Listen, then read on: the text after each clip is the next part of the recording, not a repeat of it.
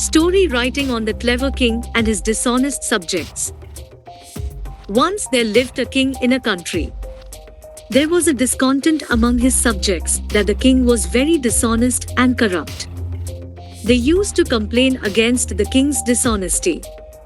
The king was exasperated, and as a clever ruler he planned to prove that in reality his subjects were dishonest. So he made an announcement that he wanted to have a pond full of milk.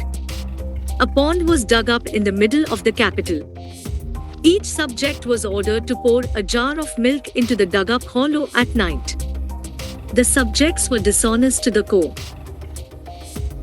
Everyone thought that a jar of water would make no difference into the milk pond since others were pouring down milk. So everyone poured a jar of water in the darkness of the night. The pond was found to be full to the brim with nothing but pure and unmixed water. Proving his point, the clever king made a proclamation that no dishonest man should talk about others' honesty. Thank you for watching. Please subscribe for more video like this.